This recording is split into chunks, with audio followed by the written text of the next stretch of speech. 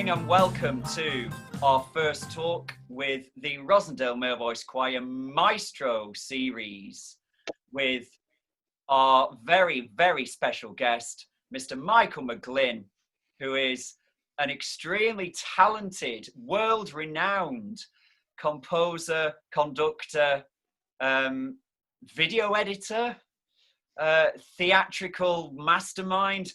I mean, there are so many superlatives I can really use for this interview because he's been there and ticked the box. But of course, you may well know him from the vocal group Anuna, which he founded in Ireland. And we are very, very grateful that he has come and joined us tonight to be our first guest speaker. So, Michael, good evening. Well, good evening and hello from Ireland, and thank you very much. You've now said all the very praiseworthy things that I usually say about myself. So you're very kind. You've left me with nothing left to talk about because my favorite subject is myself.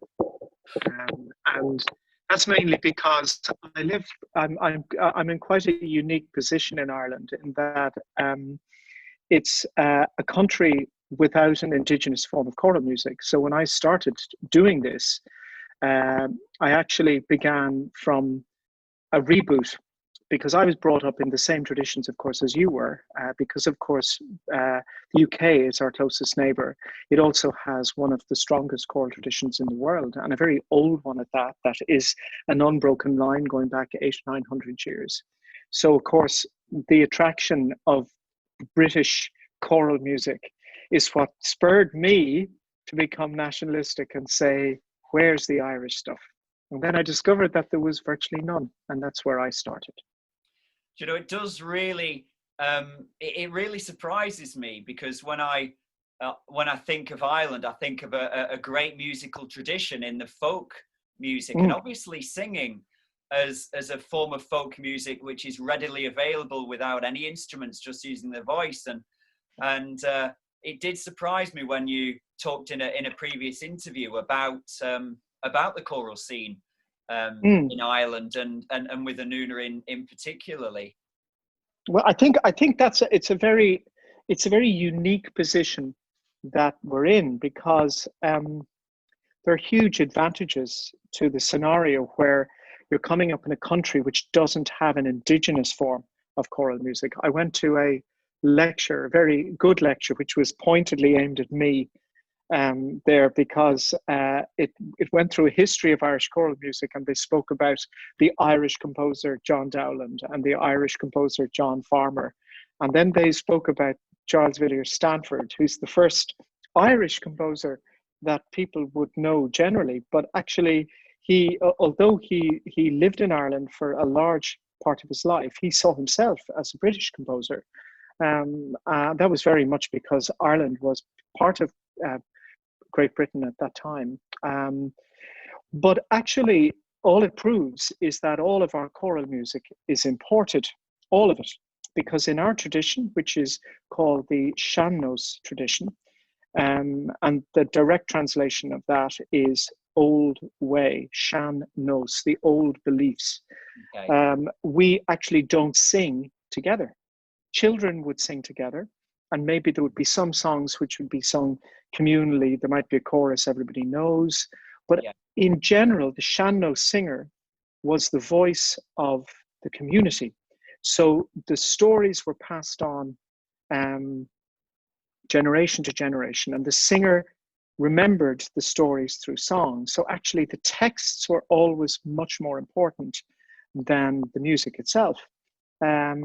So when I started singing chorally for the first time, as I say, I would have been very much influenced by British choral music.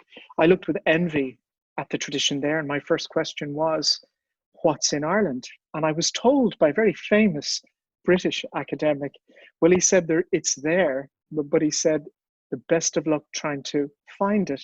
And I literally spent my whole life gathering together tiny pieces of music, which would be, you could call them Irish. And then I reimagined those, and I then introduced my own compositions, and I created a form of choral music which Anuna sings, which is kind of recognizably Irish, Yeah. but it's actually a brand new choral form, which takes the best of many traditions, British, Georgian, the Americans in particular are doing incredible work at the moment, Eastern, Japanese, Chinese music, and amalgamates them all together into a kind of a new voice, a new way of expressing choral music. And consequently, it's been ignored in Ireland. It is really, yeah, it's It's really been completely strange. ignored. We're Yeah. known outside of Ireland as, and I'm known as the quintessential Irish choral composer. And my group represents Ireland all over the world, but we never perform in Ireland. And I've never lectured there, and I never teach there, and my opinion is never asked. So it's a very strange position to be in, and it's a very Irish thing. That's a very Irish thing, I have to say, unfortunately.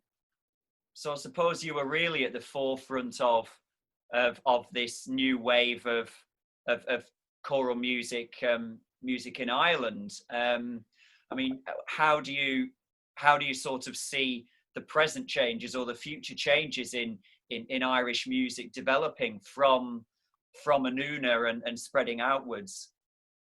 I would say there was a very good program of Irish traditional music made many years ago called Bringing It All Back Home. And what it was it was a series where they went to America, and they, particularly the Appalachians and bluegrass and forms like this, even jazz, which were heavily influenced by, of course, all the different forms of music which came together. I mean, bluegrass is very strongly influenced by African music, but it's also very strongly influenced by Irish. And it's this idea of taking things which were formed in other countries and bringing it back home. And I think the only way that Anuna will ever have an influence on Irish music is if it is brought back to Ireland from somewhere else. Because, of course, I don't know if people remember Anuna in Riverdance, but we were about 7 years old when Riverdance started, and we were asked to take part because the composer and the producers recognized that we were doing something completely new. And the sound was new. The way that we presented was new. The way people looked when they sang was new. And I suppose in many ways it was like Kate Bush and Wuthering Heights. For years, it took her like a decade before she could get over the fact that she'd made that song because people say, that's the girl who sang Wuthering Heights. And it must have been very frustrating for her. So for us, it was very much the same thing, because it was very, very frustrating for me to be associated with something which was seen as a commercial, Celtic, a kind of a, there was a terrible snob value involved in it, in that in the initial stages of Riverdance, all the artists involved and the composer, Bill Whelan, and the dancers, these were all amazing artists and creators who all came together to create something as amazing as, like, you remember the opening of the British Olympics? That moment when British history passed, and we all looked at that and went, oh my God, well, that's what Riverdance was like. It was like, but it wasn't even as well thought out. It was not contrived. It all just happened as serendipity. So we've lived with the albatross of serendipity attached to our back in Ireland since. So the place we're least known, I suppose, for what we do is at home. That's just the way it goes. Yeah, I think going back to sort of the reasons why the choral tradition hasn't developed in Ireland, does it? Because obviously, from a British point of view, it developed through the churches and through the monastery and through church music. Well, it's very clear division in Britain. You have this incredible. In fact, there's so many different forms of music in British traditions and in the church. And then you have this high courtly form, which of course the madrigal comes from. And then, I mean, you cannot in any way compare our culture, our musical culture, with British culture. You've produced probably the greatest composers in history. I mean, my favorite choral composer is British, and that would be Howells. Mm. And I would classify Britain as one of my favorites. Purcell, even back as far as the very early composers of of music back in the 13th, 14th, 15th century. Mm. But I think in Ireland, it was quite different. Ireland was an occupied territory for 800 years. So, and with great respect to Britain, but of course, my wife, who's wandering behind me here, is actually from Worcestershire. So, she, the subjugation of our language and our music was, if anything, it made it blossom, because of course nothing thrives better except under subjugation. And I suppose what has happened is, I think that when you say this is Irish, immediately people say, but why are we trying to do something when so many the Hungarians with the Kodai school, Yeah. Why bother? Well, why not? This is a chance to do something new that has never been done before. And our techniques, our singing techniques, are derived actually from opera. But the ethos behind them would be about storytelling, because as you know, Irish people are great storytellers, and we talk and talk and talk and talk, just like I'm doing now. And it's part of it's mainly because we're terrified that when we stop talking, somebody'd say something which might be funnier than what we say. But it is this, I suppose, a self-effacing thing, really. It must be. I think just talking about then looking at choral technique from your point of view in Anuna, and from our point of view as a male voice choir, are there sort of any crossovers with Yes. with choral technique? Well, it's based. Well, it depends what way you define choral technique. The more controversial elements of Anuna's work are based in fact. If you want to start something new right from scratch, the first thing you need is knowledge. So the first thing you have to do is you've got to look at the things which work. You've got to look, for example, in Britain at the cathedral tradition, and ask why it is that has survived 800 years intact in an unbroken form. There are many reasons why it has. Why is it that people desire to sing together? Well, the reason they want to sing together is because it's a community, and I'm sure all of you guys feel the same way choirs do all over the world, that the biggest loss is the loss of friendship, the loss of the chat, the loss of community. And these things they can't be replaced. They really cannot be replaced. But if we look at the most basic idea of that, what is a community? A community is something where people communicate clearly to each other, truthfully, with honesty, and in as simple a manner as possible. So if we use that definition for choral music, we say that the ideal choir is one where when they sing, the people in the audience become part of that community. They are singing to their community, and we are all one together. About 1820, 1830, that changed. Before that, singing in choirs was about community. It was about the conductor not being of importance. The conductor was one of many. And I remember talking with a friend of mine who sadly we've lost, the English composer Colin Mawby, about this subject. Literally a couple of years before he died, I was talking about my theories about this, and he said, you know, when I started conducting for the first time, I was playing the organ, and one day the conductor didn't turn up, and they said, Colin, down you go. And I was doing that. I was doing this 1 minute, and then I was doing that. And I worked with Colin with the RT Chamber Choir, which was a professional chamber choir here many years ago. And his choral his conducting technique left a lot to be desired. And I couldn't really understand why. He used to get slagged off for the fact that he didn't have these graceful hand gestures, and when he was beating time, he was unclear. And we used to actually follow his belly button. because that was how, because he'd get so excited, his shirt would open and you'd see his belly button and you'd say, that's awesome, I can follow that beat. And he'd be waving his hands like this and nobody could follow it. And I asked him about this and he said, well, I wasn't really there to get you to follow me. Yeah. I wanted you to do your job. And your job is to be the instrument. Your job is to be an artist. And all I'm there to do is take all that thing that you do and then to send that out to the audience. So he understood that concept of one of many. But when conductors became megastars, which they did in the latter part of or particularly in the latter part of the 19th century, then there were choirs, orchestras, and the conductor. And the conductor was conducting the orchestra, and the choir were over there. And we all know the choir, of course, when we go to a big concert, the least important, the least elevated part. They're the amateurs.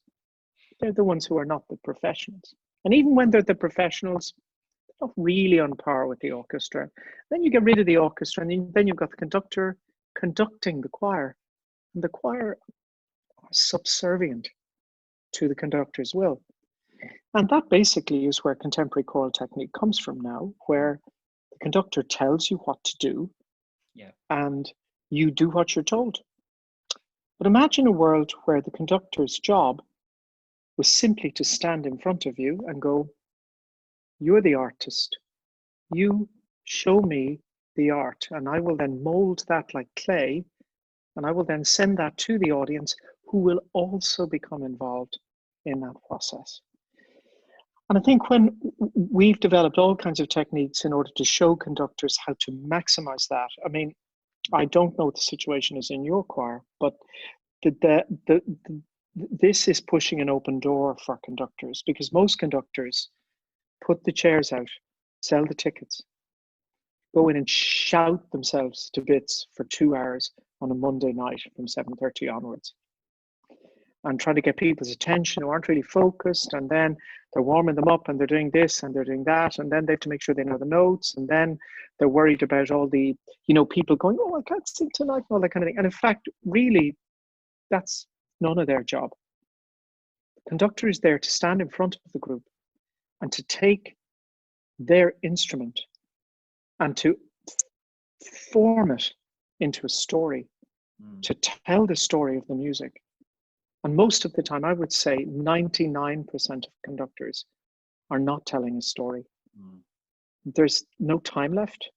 It's so much effort just to motivate people to open their mouths and sing properly. And in fact, all that needs to be done before they come into the rehearsal. Absolutely. The techniques we teach are just basic things. And when we formed on Una for the first time, we had singers who naturally sang, but they had never sung in a choir before. I mean, I had never sung in a choir before the age of 19. I had never seen a choir live before the age of 19. And here I was standing in front of a choir and I was going, what do I do? And I didn't know what I was doing. If there was anything tricky, and eventually I realized that if I actually stepped into the choir, then it might change the way the dynamic worked. And it did. It meant that the singers were no longer protected by the conductor. He was not there to stop them feeling unsure about themselves. And it immediately meant all the singers had to go, what am I going to do? I have to take responsibility for every single thing I do. I have to listen acutely because the breaths are being given by other members or I'm giving them. I have to wonder what she is singing beside me there or he is singing beside me, how they're singing it. And then attending an Una rehearsal is like attending a conference. We don't sing very much. We talk and talk. What are you doing? Where are you doing that? And Una is made up of singers now from about 10 countries, and they don't rehearse in general. It's a very rare thing for us to have more than one rehearsal before a tour. So we have to hit the ground running. You have to be ready. You can't be looking for notes. Can't be holding your music up there. You have to be clued in to what the person beside you is doing. And what's more, you need to be taking responsibility for everything that you do. And you need to be honest and open about your frailties. It's like taking all your clothes off and standing on stage and saying, I am a human being. This is what I am. You are human. And I think that's the issue here. I think performance has become about people standing in front of audiences and saying, I need to be, the audience say, I need to be entertained. Entertain me. One of the reasons we go and see stand-up comedy is because the audience is as much part of the event as the actual comedian is. And if we go back to Shakespeare, for example, it was pretty much an, oh no, oh yes he is, oh no he isn't. I mean, people booed actors who were doing bad things on stage. And it was about, you had to grab the audience all the time. And the only way I think you can do that really is with energy. So if you treat the body as an instrument, then it's about generating energy and being relaxed in the way you generate it and bringing the energy from the audience so that they become involved in the process as well. Absolutely, definitely. You've hit on so many things that really resonate with our choirs in particular, and I agree that you look at you look at some choirs and it really is the boundary of the conductor between the choir and the audience, and the majority of time the choir are sort of all faced in, looking towards the conductor with a real an emotion of concentration, and they're locked on the beat, thinking we've got to keep this together, we've got to really watch the conductor. But you're right, as soon as you take that away, then you're sort of presenting yourself to the audience as very humbly, like, this is me, I am singing, pouring my soul out towards you. And I think that is where we are heading. And I just like to, very brave, I have to say, very brave. I think it's important for male voice choirs in general, talking about the male voice choir movement. It's really important for us to evolve and to move the movement forward. And looking at a performance now, if we can communicate what we want to get out of the performance. For example, if you're singing, I'll use the example of your piece, One Last Song. Oh yeah. If we're singing that, you need to conjure the emotions of your journey into the next life, and having. But I would say I would say something, and I'm not talking over you with this. I think what you're saying there. Actually, I have a question for you first before I talk about One Last Song. Do you think there is any distinction between a male voice choir and a mixed choir? What is it that men need that maybe a mixed choir needs less? Or do you think there's any difference? Do you think that, I mean, what is the experience the guys have when they're together? What is it that they do it for? I'd be just fascinated to hear what you have to say. I think for me, the most important, and you alluded to it, the most important thing in a male voice choir rehearsal as to a mixed rehearsal is the community element and the social side. And you've got to treat a rehearsal almost as if the gents are sat in a pub or are communicating with each other on a social level. Now, obviously, there's an art to doing that, so that you don't spend too much time in the rehearsal actually throwing ideas and conversations across the room. But an element of that really does help the gents to loosen off and to relax into the singing. But then, of course, with the male voice choir format, you have just such a richness of sound by having these concentrated voices within sort of an octave or a 12th, a real close close range. And so working with that sort of a sound and actually creating it is really it's inspirational and exciting. And you sort of look towards the American barbershop scene as well, where they create the crystal clear harmonies with the overtones laid above them. It's a very I'm not a big fan of it. I'm not a fan of technical singing at all. yeah. I love listening to, put it this way, I alluded to something earlier. I talked about the choir and the big orchestra and the conductor, and you've been there. The choir there they are, look, there they are. There's the orchestra, stand up. These are the violinists who have been studying for so-and-so. These are so-and-so, and here are the soloists, and there's so-and-so, and there's the choir.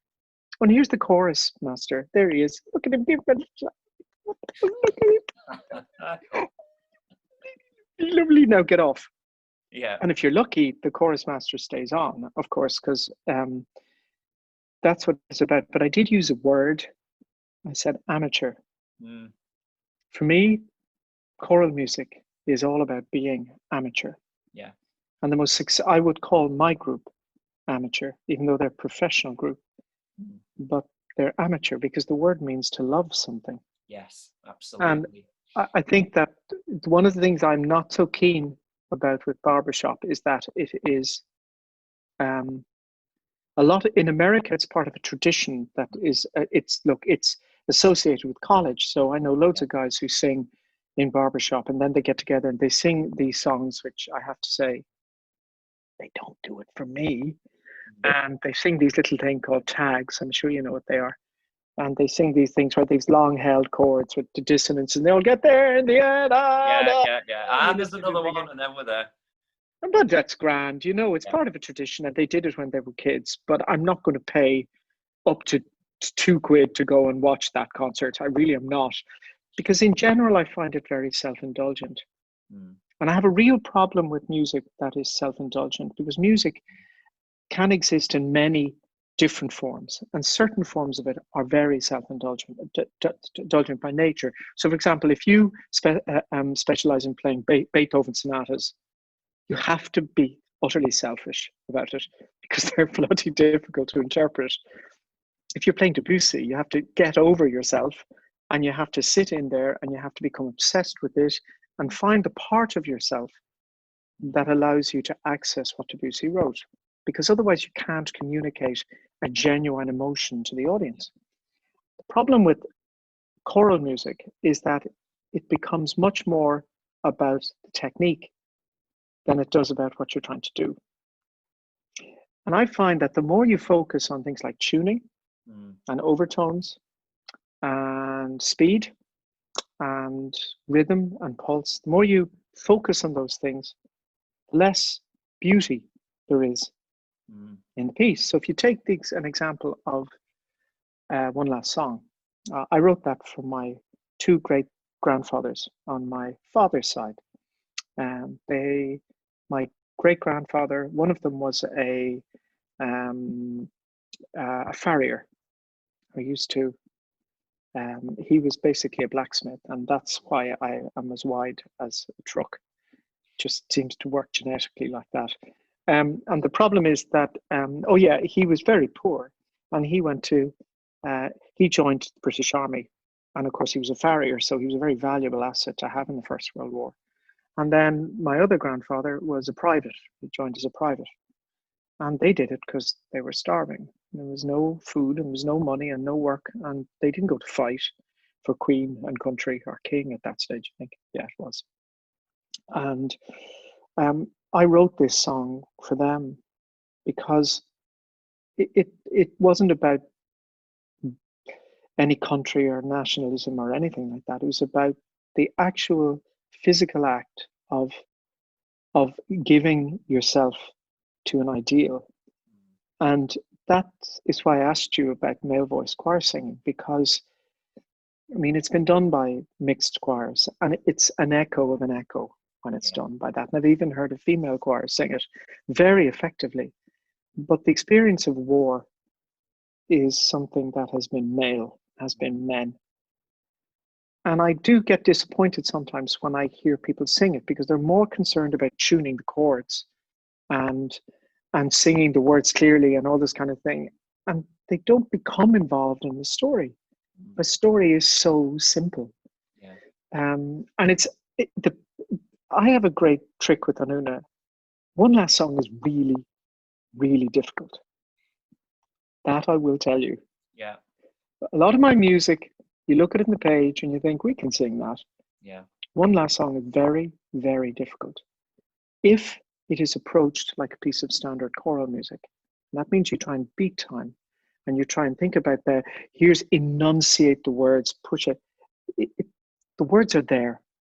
Sing the words, sing them clearly, sing them on the breath. The most important part of any song is the breath, before and within the line.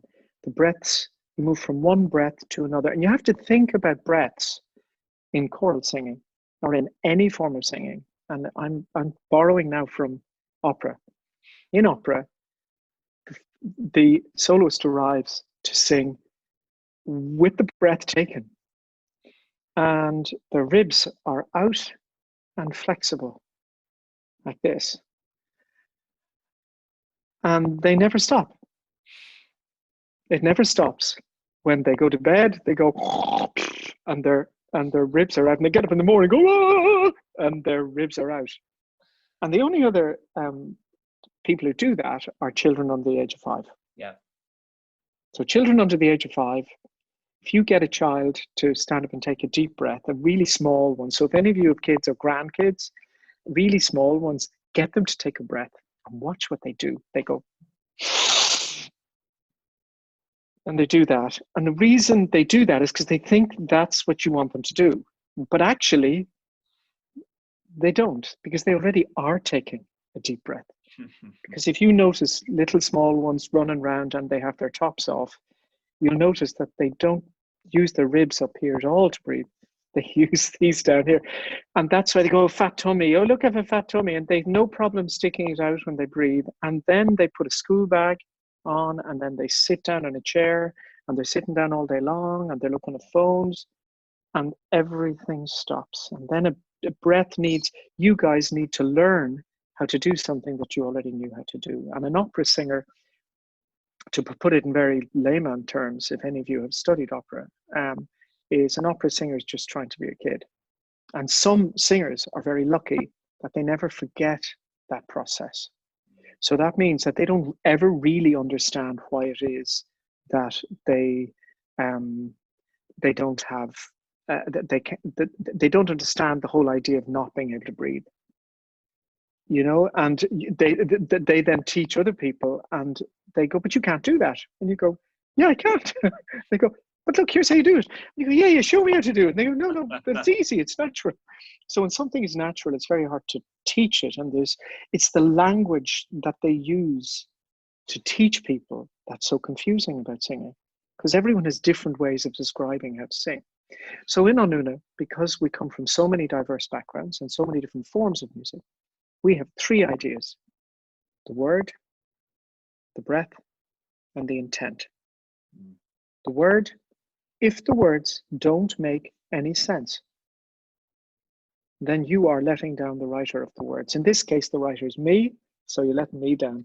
But if it's Vaughan Williams, it could be Coleridge, if it's, and the most important thing to think about is that when you sing One Last Song, not only are you telling the story of the young soldier who's dying, but you're also telling my story.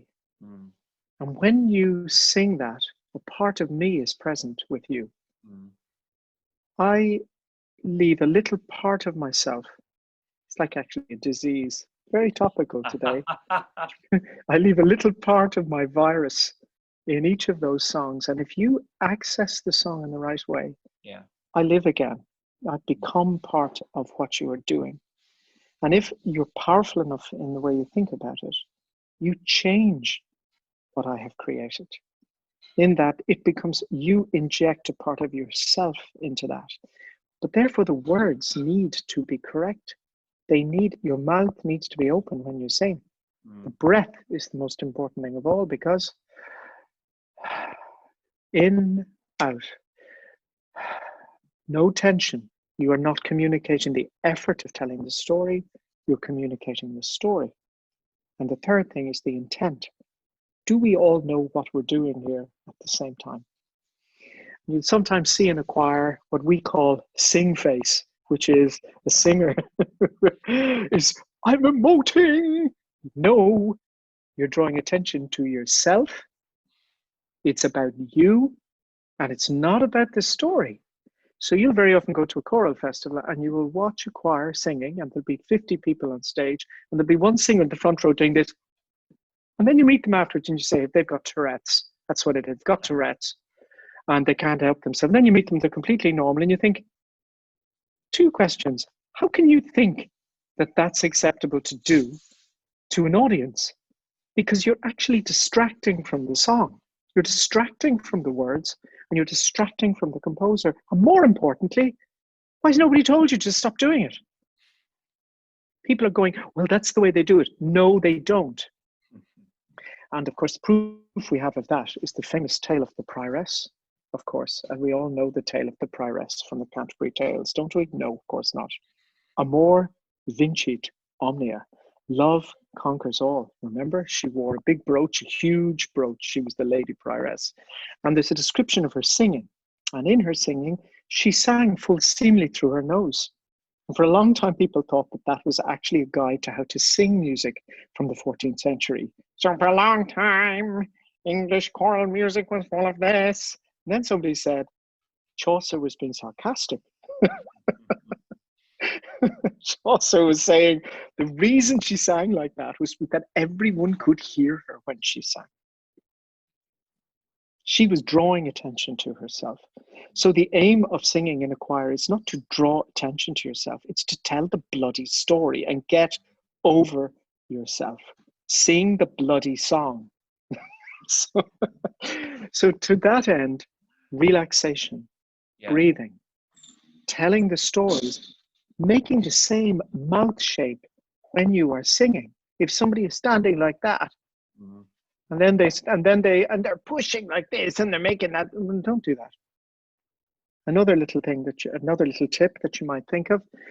Sometimes in a choir, and I'm sure there's in your one, there are big voices. There are people with big, strong voices. And if I ask for hands up here, can I ask for a hands up? Guys, I have to. Yes, of course. I'm going to ask this now. Can you put your hand up if you have been told that you sing too loudly? Okay. Yeah, there's half a hand. Let's see on page 2. Anyone on page 2? Hands up on page 2. Martin, Jeff, Paul. There's another 1, 2, 3. Now, what does that exactly mean? What does that mean? Well, what it means is that one of two things. If the conductor tells you to stop singing so loudly, then you have to look at the relationship between what you're doing and what the people around you are doing. If the sound is going this way, and we know it's going that way, because if you are beside somebody and they're singing loudly and you can't hear what you're doing, that's because the sound is moving laterally that way. And when you sing properly, sound needs to go forward. If you sing opera, for example, if you're looking at a visual, if I could actually I can't in this, so you see how far away I am from the screen now, the length of my hand. Well, 2 lengths of my hand in opera would be as close as you would aim to put the sound. So in other words, you're trying to focus everything on the sound being over there. Yeah. So in Onuna, if the person beside you is really loud, it means they are singing full seamly through their nose. In other words, they're listening to themselves, their sinuses are vibrating, and you're experiencing the joy of their leftover sinus vibration. which covers you. And the problem is the vocabulary that's used is wrong. It's often called loud. It's just not being sung properly. Because the greatest thing you can have in a choir, if you don't mind me saying, Matthew, No. is the greatest thing you can have is a singer who sings loudly. Who sings loudly, and the sound is out there. And every choir has one where it's just placed right. And sometimes you're lucky if you've more than one. And when you stand back in the hall, you hear that person, and it's not an unattractive sound. It's not an sound. It's a rich, dark sound. Yeah. Particularly in guys, it's great to hear. And what you want to say is, that's over there, that sound, you need to be over there. You need to be over there with them. And if you think about singing visually, and you think about it as being something that is happening in the space, because the community is the hall, it's not you guys, and it's not the conductor, it's beyond the conductor. And the body responds to that. The body naturally is designed to make that noise. So in order to do that, it takes the tension away, and it says, it's over there, it's over there. How do I do that? Well, I can't do it by doing that. So I have to relax my body, breathe, all the breaths down here, get the ribs out and floating and everything nice and relaxed. None of this. Okay, this is great. So if any of you are doing this to sing, I'm about to sing now. Here I go. Now is the month of May when merry lads are playing. That's like taking a brick and putting it in your face.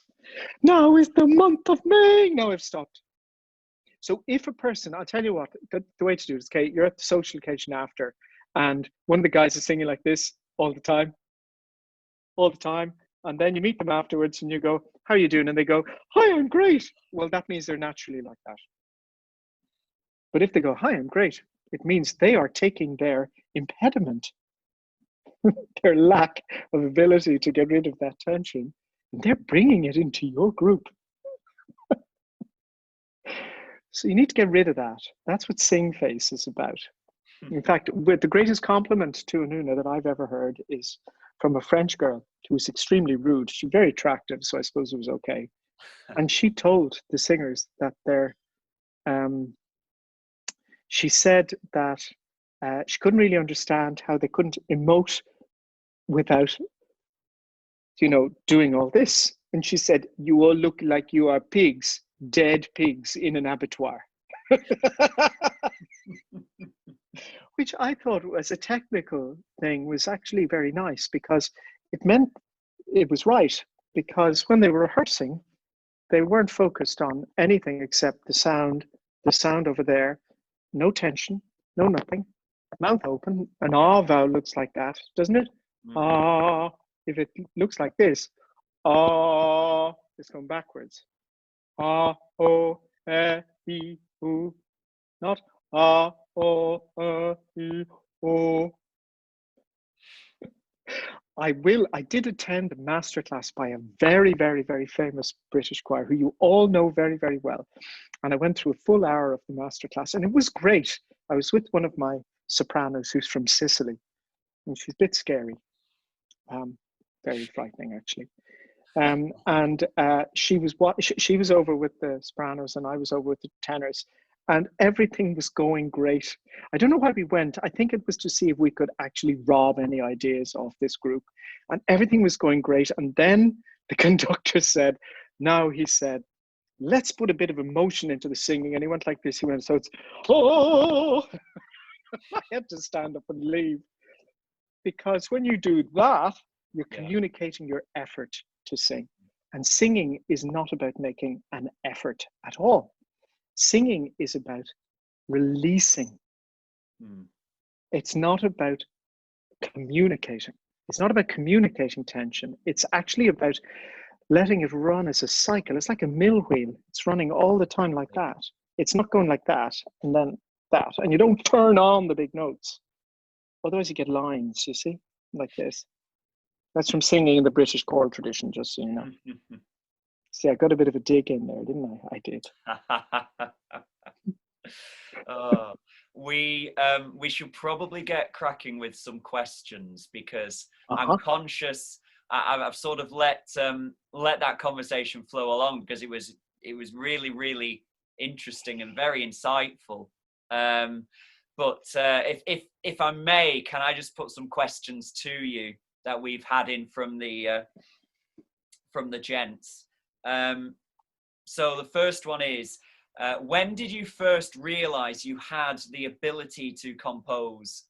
And does the That's idea of composition just flow in, or is it stimulated from something you've heard or external sources? Okay, well, I'll answer the second part first. The second part, composition to me is like, what's the opposite of diarrhea? Constipation. It's like constipation. You have to push it out really, really, really hard. And it's painful. So that is what it is. And it's why any composer who goes, oh yes, I threw off a madrigal this morning. By 9 o'clock, I had 15 madrigals written. Yeah. You're thinking, they were shite. All of those madrigals were shite, because if it didn't take you an effort, it wasn't worth it. It really was not. Nothing worthwhile is ever created easily. That's all I can assure you. When did I learn I was a composer? Well, I started off at 19, as I said, and I set up my own thing, and I created my choir, and then I wrote this music, and I think I had made about 6 albums at that stage. And then I turned around and I said, God, I must be a composer. I didn't know what a composer was. And I remember going to a course when I was very young, and there were all these composers at the course, and they were people who had written 4 or 5 pieces, and they were all calling themselves composers. And I couldn't understand what they were talking about, because anyone can write music. You know, if you're trained, anyone can write it. Yeah. When you call yourself a composer, what does that mean? Well, how many of you would classify yourselves as artists? Stick your hand up. Yeah, enough of you would. Well, an artist is somebody who's creative.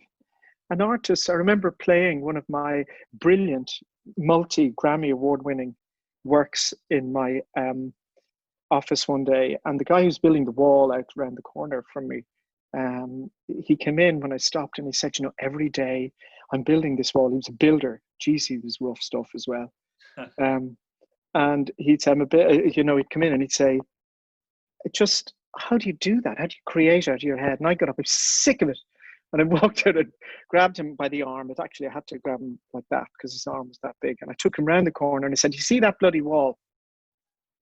That takes exactly the same amount of effort, exactly the same amount of thought, and exactly the same amount of skill.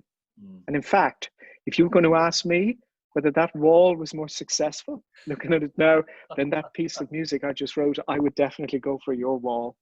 Because art is what we perceive it to be. Yeah. And art is, all of us are artists. And, you know, it's up to yourself. Take this time and look at yourself. Being an artist is not about writing a beautiful poem. Being an artist is about understanding that it's a beautiful poem. The greatest artists are people that create things in their gardens, or can actually bake an apple pie that doesn't look like a meteorite hit it. You know, I mean, so for me, creating as a composer it's a state of mind.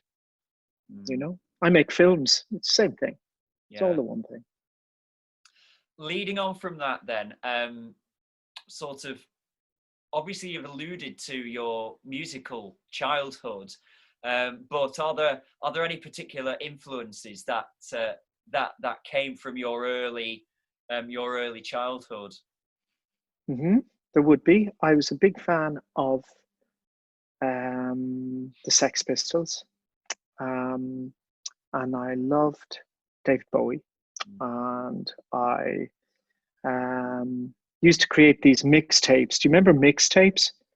Where you get all these tapes and you stick them together. And I remember I knew there was something wrong, because I'd have Prélude de l'après-midi d'un Femme by Debussy, and then I'd have London's Calling by The Clash in the next statement of it. And I couldn't understand why people didn't listen to contemporary classical music in the same breath as life on Mars. It didn't make any sense to me why they weren't all the same. Yeah. So the influences in music to me, I remember in the early days I used to say, oh yes, I go out into the fields in Ireland and I ponder, I look out over the views and I think, oh, it's coming, here it comes. Oh, and then I would run to the toilet because I was constipated. But that's not actually what used to happen. What used to happen was I go to a nightclub and we go, and then the composition would appear as a series of forms and shapes and more of an idea. It's any artist that sees the picture before they paint it is not really an artist. They're a photographer. They're just taking a picture and they're painting that picture. It's more the emotion of the picture that they paint and the idea behind it. So if we look at Cubism or we look at Dali, it's more what we don't see than what we do see. It's the ideas and the concepts behind the creation of it. So for me, it was very much that in an early stage. I was formed by the music I listened to, which was basically everything. I loved ABBA. God, I loved ABBA. And I remember, I'm old enough to remember the Beatles very well. And all I remember was the opening of, what was the one? Help, I need someone, help, anybody, help, need someone, help. I'm thinking, how many parts is that in? And I was about like 4. So I could think, how many is that our Magical Mystery Tour? How many parts are they singing in?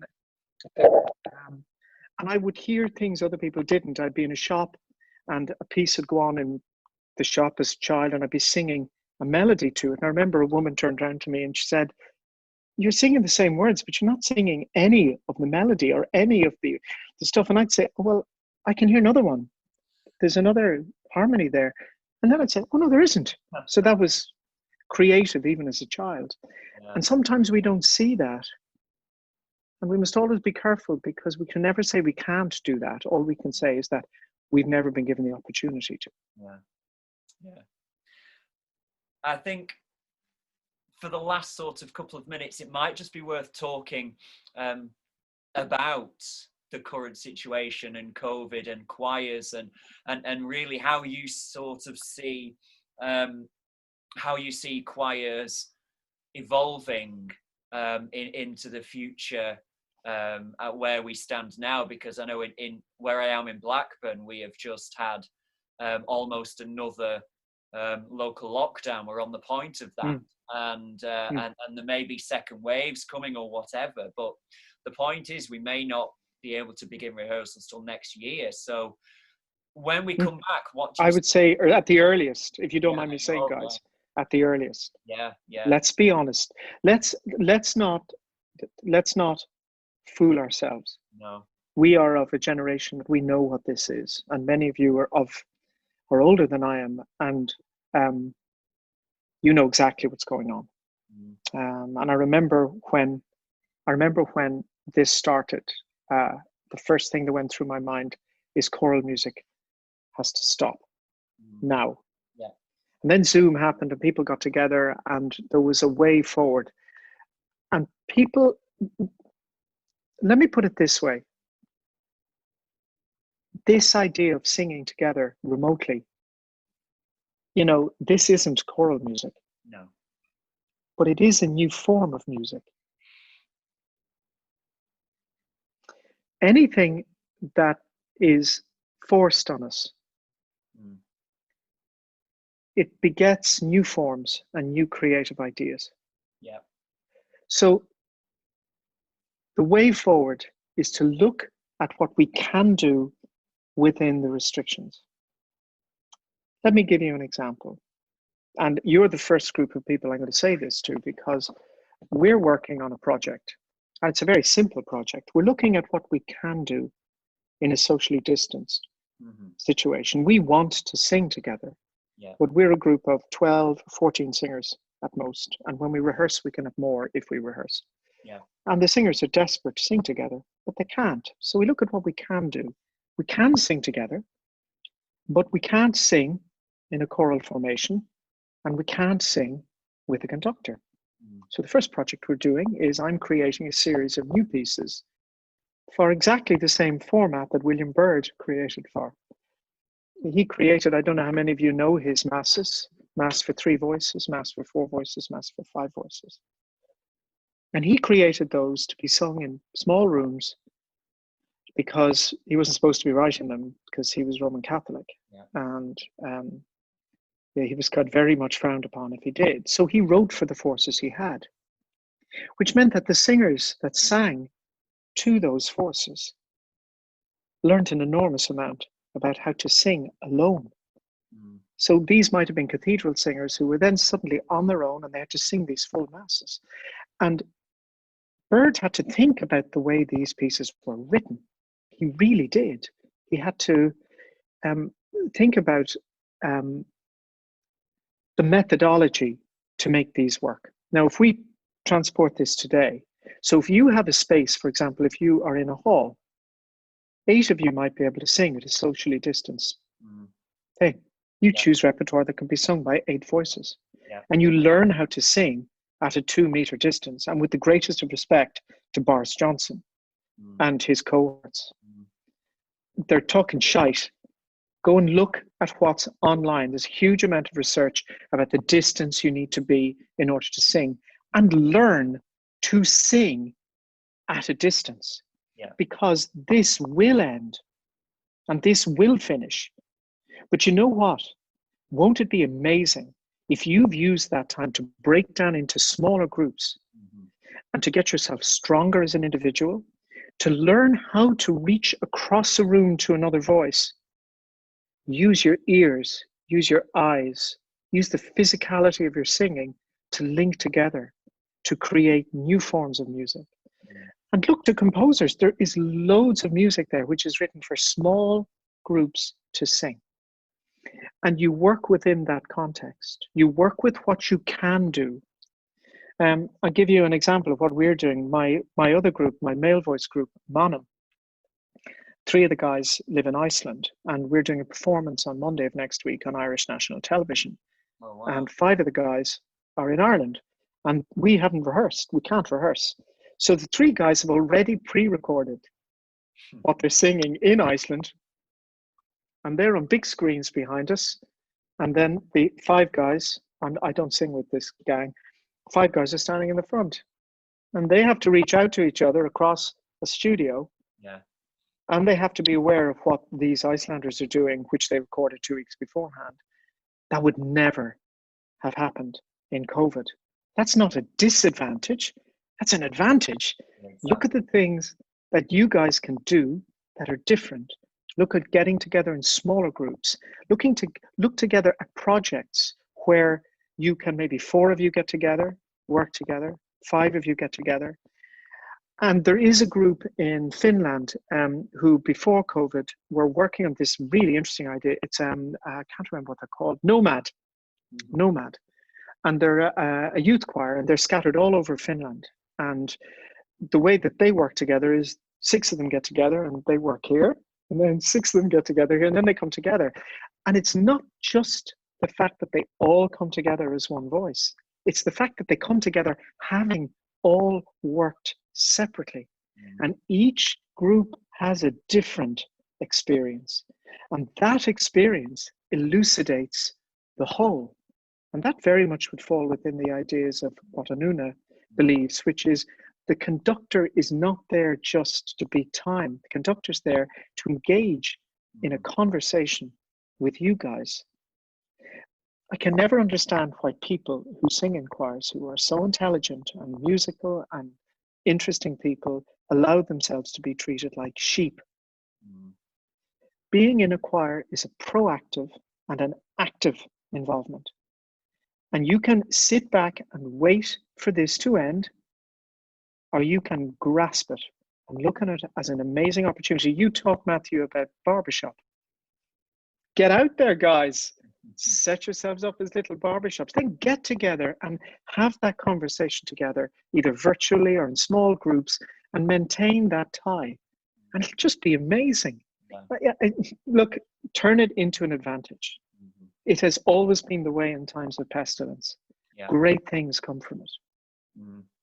That's definitely the sort of creative way of thinking, using that situation creatively and thinking, how can we now because we're never stood still in time and in the musical world. It's always moving on, moving forward. And really that, I think that leads me on to our Homeward Bound virtual choir video that we have just produced, and the gents have been working on it, and I thought it would just be nice to sort of finish off the interview by launching that. We're going to put it on YouTube, and for the gents to have a look at it. So we've tried to keep ourselves singing and doing these virtual videos, and really we're now at the next step. So it's really interesting that you've mentioned that, because that is a very, very much a feasible thing that we can be doing. And often in the past, I've looked at getting the gents into small groups and just working with them and actually bringing them together and listening and working with each other. And trust yourselves, Matthew. You need to trust yourselves. Do you understand? You can look online and you can see what everyone else is doing. You can look at Eric Whitaker and his virtual choirs, and you can look at all these people who are doing these amazing things, and you look at the King Singers doing incredible things. That's their business. Exactly.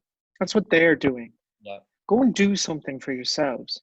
Don't look at anyone else or take guidance from anyone else. You don't need it. Yeah. You know, you're a smart bunch of guys. Go and do it. And you're a community. Remember that. You're a community there to support each other. You're a community there that needs to come out of this stronger than when you went in.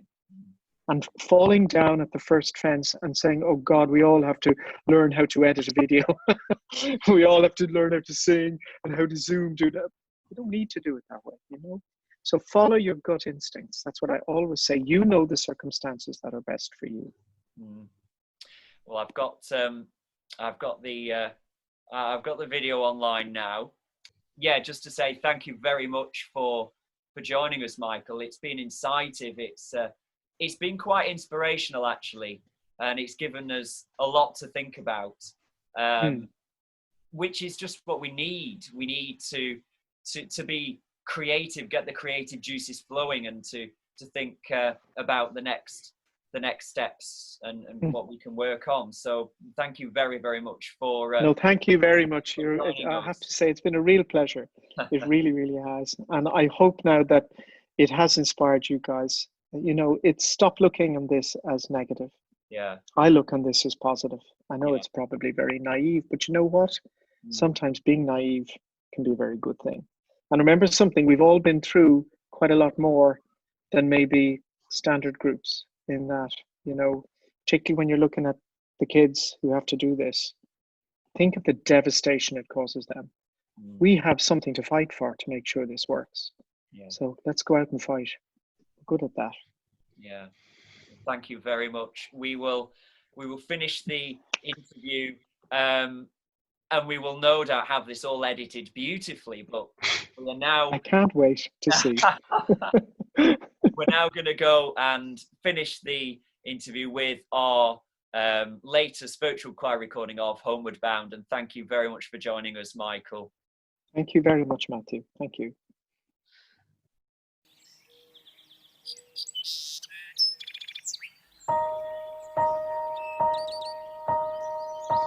In the quiet, misty morning, when the moon has gone to bed, when the sparrows stop the singing, and the sky is clear and red, when the summer ceases gleaming, when the corn is past its prime, when adventure's lost its meaning, I'll be homeward bound in time. I belong to the pasture, chain belongs to the plough, set me free to find my calling, and I'll return to you somehow.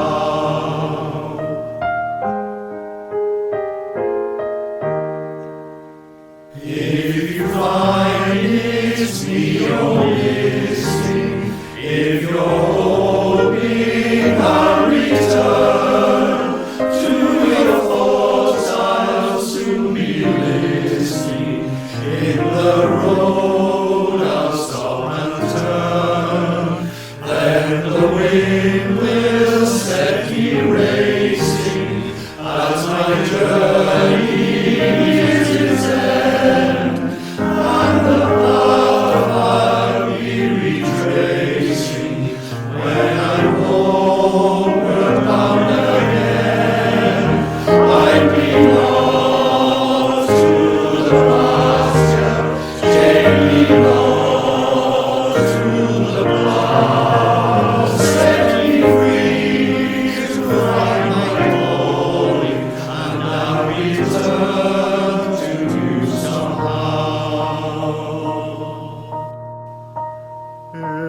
quiet, misty morning, when the moon has gone to bed, when the sparrows stop their singing, I'll be home when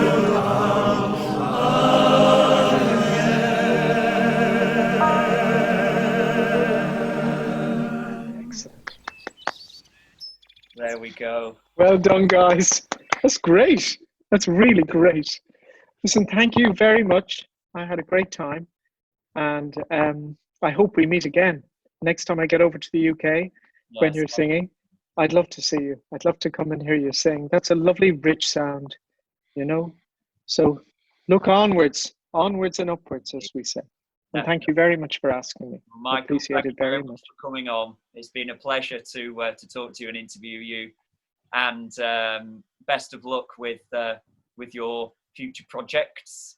I'm sure My mad projects, and they're all mad. That's all I can tell you.